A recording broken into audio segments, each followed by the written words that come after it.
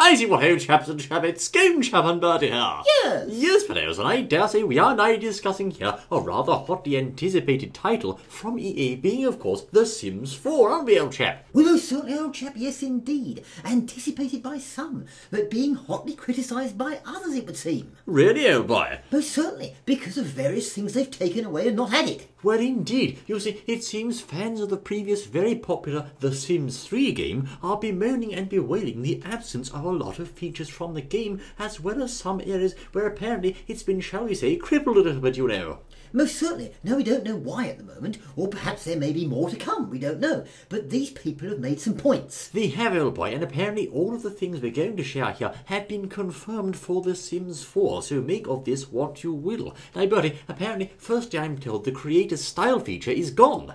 Yes, that's what they say. So there'll be no more customising of colours inside houses, etc. I see, old boy, indeed. So quite a critical feature for some there, the ability to personalise and customise your Sims worlds, as it were, with the various colour options available. Apparently, that's been taken away. You can no longer create new lots. Lots, of course, are like housing areas for your Sim characters. Right, so that means you start off with one, do you, and then you can't create any more? How does it work? I think you'll start with 2 and perhaps unlock more, but apparently you can't actually create more lots. Now, also, the ability to terraform or change the makeup and formation of the ground, etc., is gone, and the land is going to be completely flat throughout the entire world. Ah, so before you could sort of pull the ground up, couldn't you? And That's things right. Like that. But you can't do that in this one. No, apparently not. So, of course, you could customise and sculpt a landscape before, whereas apparently you're not going to be able to do that in the latest outing. Now, also, no more swimming pools, old chap. No more swimming pools? Oh, well, never mind, that's out of the window then. How are we going to have a dip, I say? Well, there we are. And also they say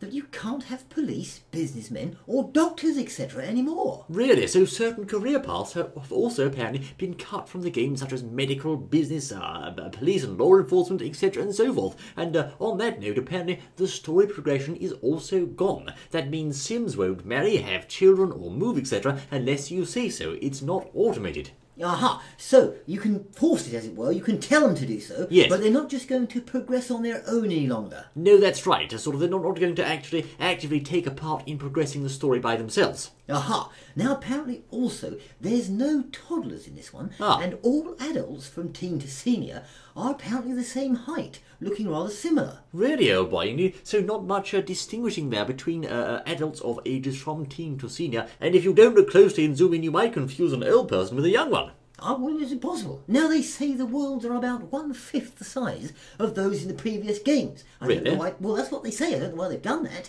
but apparently it's the case. Indeed seems so. Apparently you're going to be able to have about 25 lots in this one, whereas in The Sims 3 you could have 125 lots, which of course is roughly 1/5 the size. And to be honest, I'm not quite sure why they do such a thing. It doesn't seem to make much sense, but there you go. That's what they've done, I say.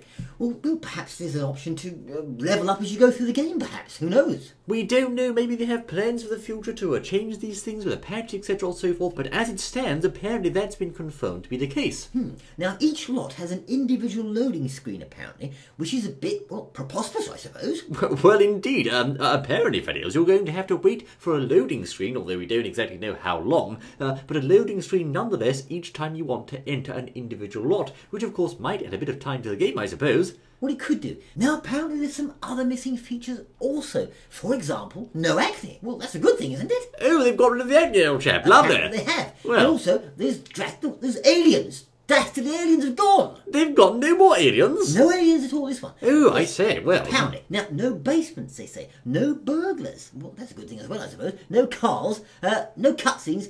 No clothes shopping, no dinner proposals, no dreams, no favourites, no fears, no ghosts, no rabbit holes, no repairmen, no restaurants, no skin sliders, no swimwear, or in-game websites or gerbils. Not gerbils. Oh, sorry, no. I must say, the one on that list that concerns me the most is the absence of swimwear, because swimwear is very important, old chap. Well, rabbit holes is quite a good thing not to have, actually. Well, yes. They're terrible, because if you're going in the garden, you step down in the holes and it hurts your foot. It hurts. I've had it before. It hurts awfully, you know. Yes, Sprained awful, ankle, yes. good as bit. Now, finally, apparently, fellows, the game is 32-bit instead of 64-bit. Now, this is quite a strange decision, because it means it will be limited to only 4 GB of RAM for the game, and also, of course, it's not ideally suited to modern 64-bit operating systems. That's an interesting point. Well, perhaps they're going for a retro type of style. Well, I don't know, old boy. Certainly it seems indeed the focus this time has been very much slimming down on a lot of the game's features, perhaps cutting out what they thought was some excess fat, as it were, and, of course, we are left with a game here which seems, if you ask me, to be missing quite a few things as compared with The Sims 3, although, of course, I suppose for the final verdict we'll have to wait until the game's actually out.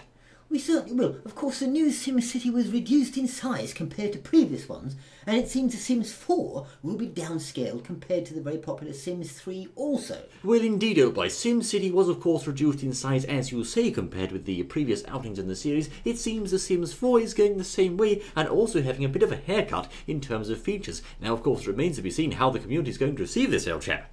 Well, so far, they're not very happy with these things, which seem to be the case. Yes. I suppose we'll have to wait till the game actually comes out to verify them for sure. That's right, but there you are, Fiddles. What do you think? Do you think EA have done a bit of a bad move here, a good move? What do you say, I say? Well, it's an interesting point, most certainly. Well, I think people are still very excited about the game, but it remains to be seen, as you say, when it actually comes out, whether they're still happy or not. That's right, old boy. Indeed, it's very much a matter of keeping the buyers happy, just as much as you have to keep the Sims happy, I think. Well, certainly. Well, there you are, Fiddles. Thank you guys for joining us in this game to everybody, a news update bulletin of sorts, I say. I will look forward to seeing you once more the next Howdy Goodness Bear. Until then.